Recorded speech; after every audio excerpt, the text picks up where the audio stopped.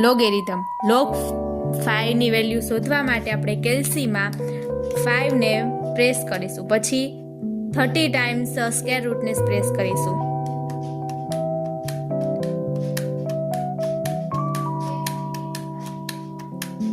પછી -1 કરીશું equal to into 3557 equal to, એટલે આ જે વેલ્યુ મળી એ લોગ 5 ની વેલ્યુ મળી, એટલે આપણે અહીંયા લખીશું.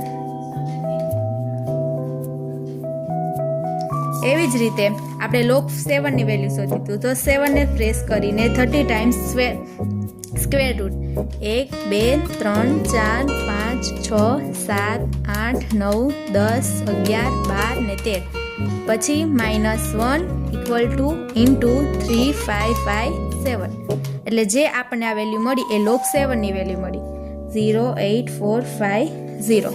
એવી જ રીતે 9 અને 12 ની વેલ્યુ તમે કોમેન્ટ કરો.